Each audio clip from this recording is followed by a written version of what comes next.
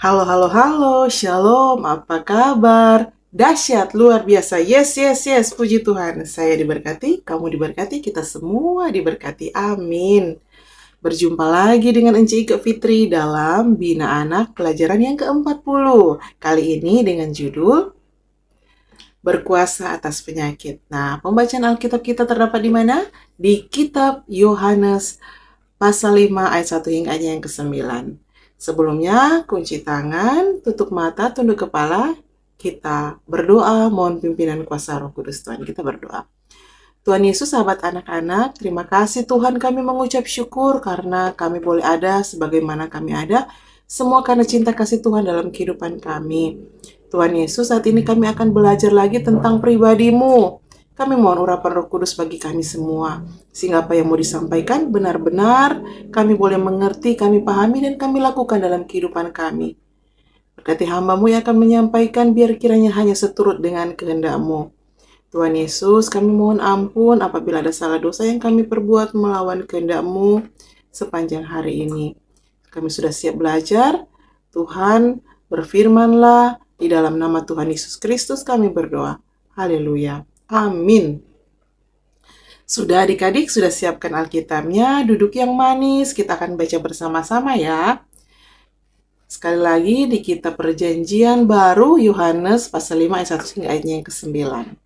Kita mulai dengan judul Penyembuhan pada hari Sabat.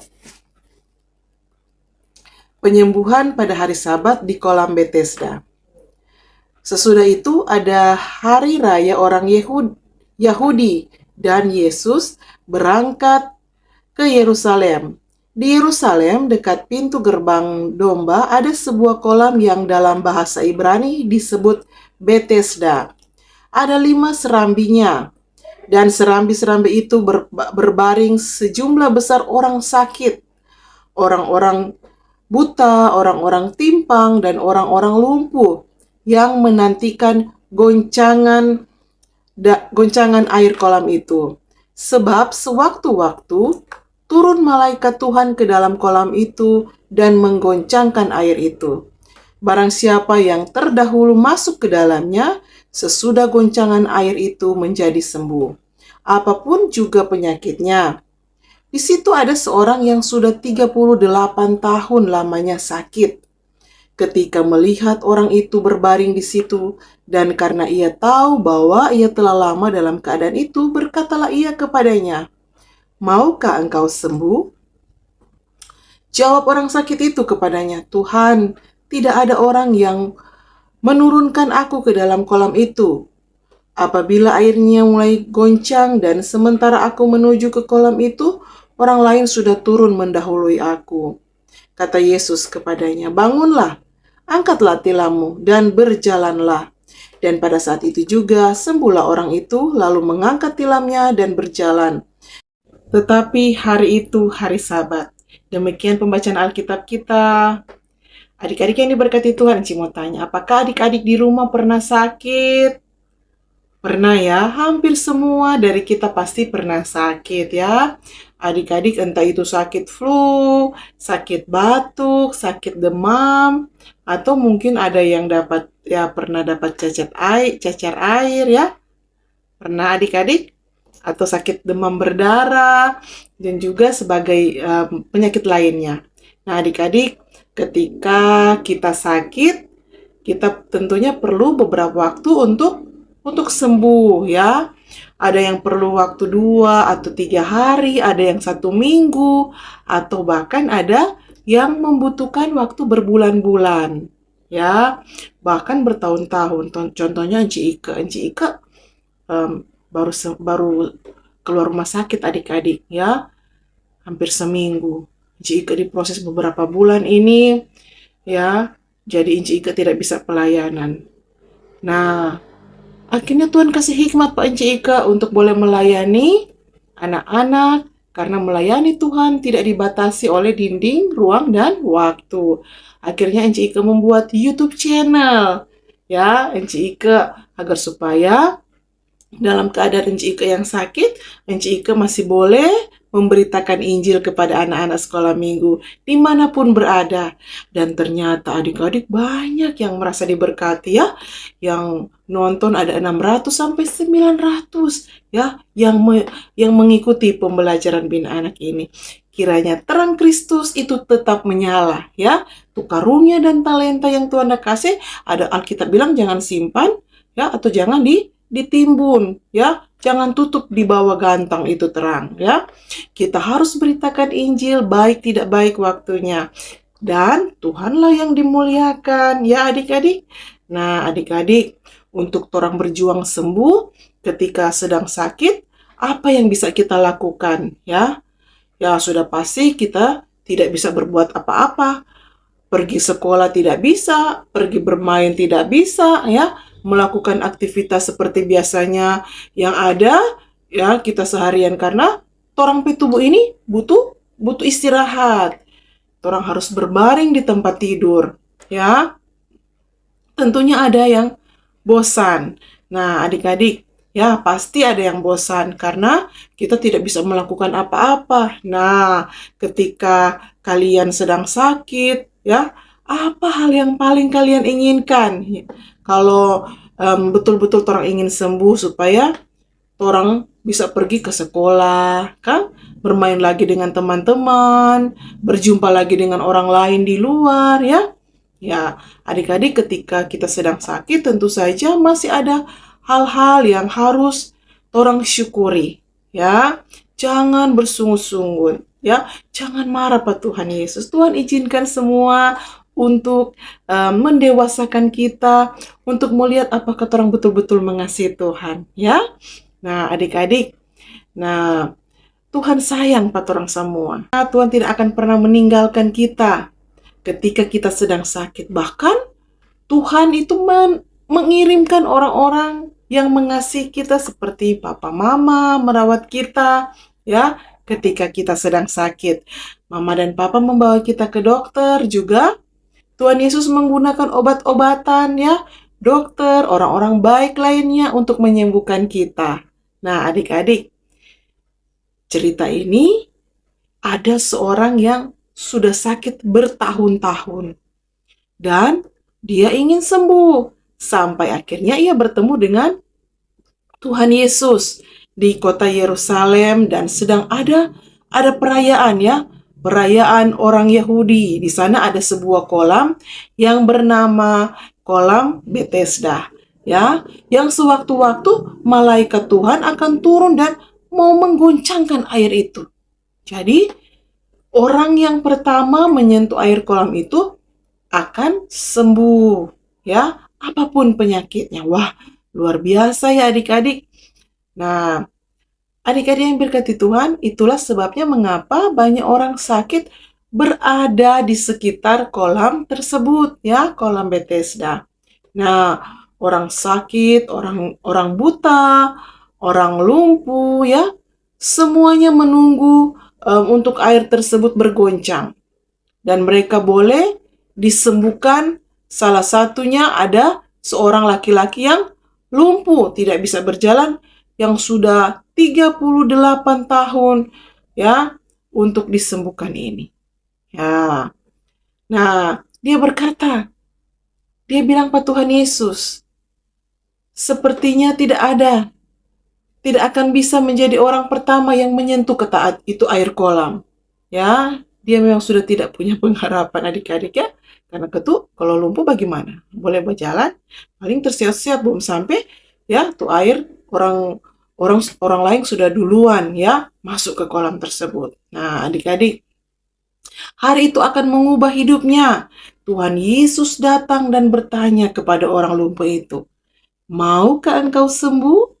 Karena Tuhan Yesus tahu dia sudah sakit bertahun-tahun. Nah, adik-adik yang diberkati Tuhan, maukah engkau sembuh? Nah, kalimat pertanyaan Tuhan Yesus ini juga mau dipertanyakan kepada kita saat ini. Kalau adik-adik mungkin sedang sakit, sedang dalam perawatan, ya, ataupun sedang dalam proses kesembuhan, Tuhan bertanya, maukah adik-adik sembuh? Nah, tentunya orang mau sehat kan? Siapa yang mau sakit? Semua orang suka sehat, orang suka sembuh. Nah, ada pribadi Tuhan Yesus yang mau menjamah orang, yang mau datang, apakah orang mau mendekati Tuhan atau nyanda? Nah, seperti itu. Ada yang cuma suka, ada tukang sembuh di sana. Waduh, itu kata kalau mau pergi di sana, dia mau sembuh. Seperti itu.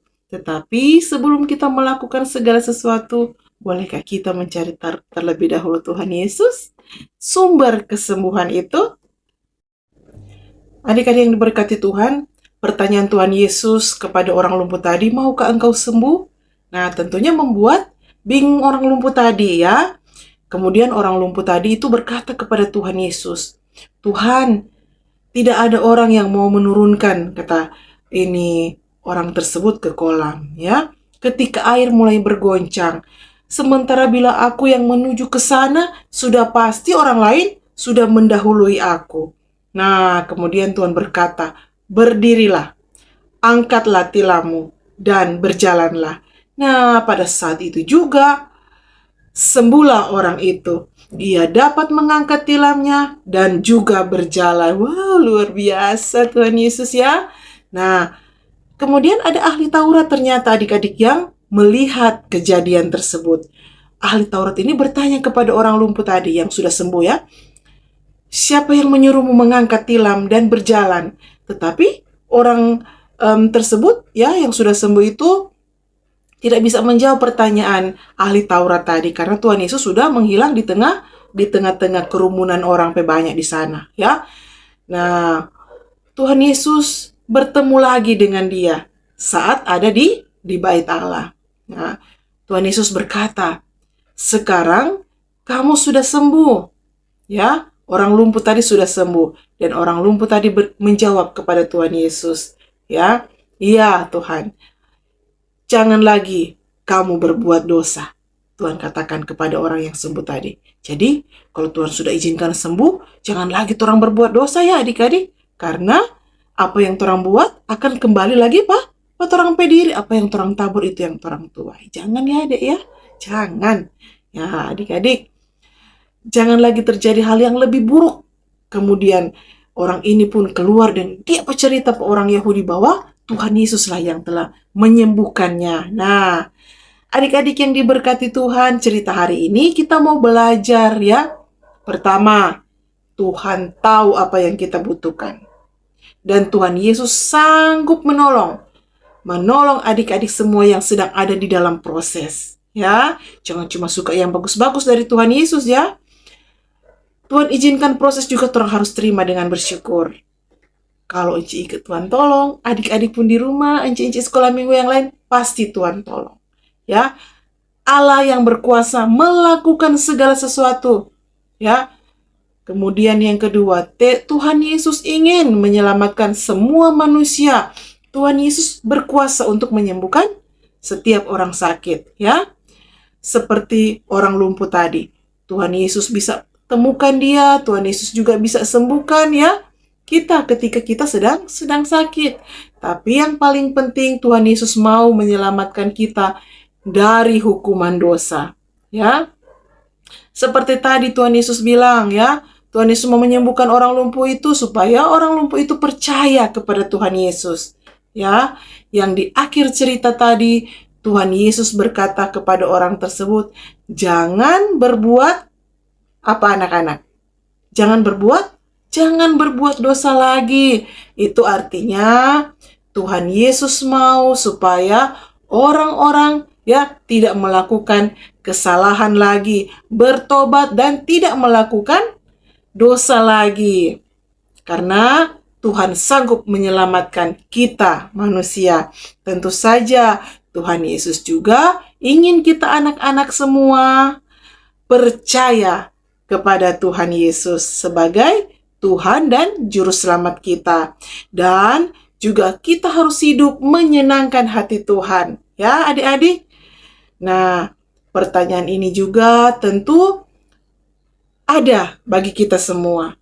Tuhan Yesus mau bertanya, lewat pembacaan Alkitab kita, lewat pembelajaran kita kali ini, apakah adik-adik mau ditolong Tuhan? Apakah encik-encik mau ditolong Tuhan? Ya, tentunya mau, kita semua mau diselamatkan oleh Tuhan Yesus ya.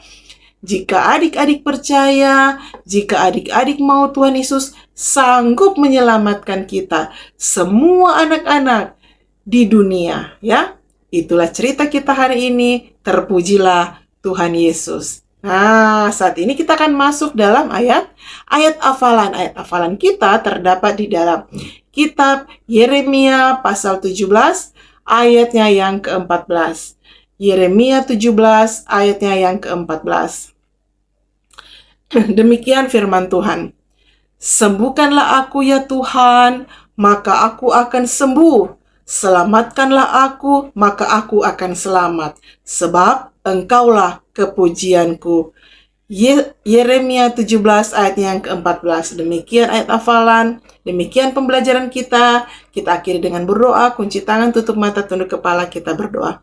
Tuhan Yesus, sahabat anak-anak, terima kasih kami boleh belajar lagi kali ini tentang pribadi-Mu Tuhan yang begitu baik, yang mau selalu menyelamatkan orang banyak, yang selalu mau mengasihi orang banyak. Tuhan, kasihilah kami Tuhan, ampunilah salah dosa kami apabila ada perbuatan-perbuatan kami yang menyakiti hati Tuhan. Karena itu Tuhan, tolong kami, pimpin kami selalu dengan Roh Kudus Tuhan, agar kami boleh menjaga kehidupan kami. Apabila kami boleh dipulihkan Tuhan, kami tidak melakukan dosa yang sama lagi sehingga tidak mengecewakan hati Tuhan. Ini doa kami Tuhan, berkati masa depan anak-anak ini Tuhan, berkati orang tua kami, berkati Encik Ike Tuhan, hamba-Mu, biar kiranya boleh selalu menyampaikan pembelajaran demi pembelajaran seturut kehendak-Mu. Ini doa kami Tuhan, hanya di dalam nama Tuhan Yesus Kristus kami berdoa dan mengucap syukur. Haleluya, amin. Demikian pembelajaran kita kali ini. Terima kasih bagi semua yang sudah menyaksikan YouTube channel pembelajaran kita kali ini, yang terus mensupport YouTube channel Encik Ike Fitri. Tuhan Yesus memberkati kita semua. Sampai jumpa lagi pada pembelajaran minggu depan. Dadah, shalom.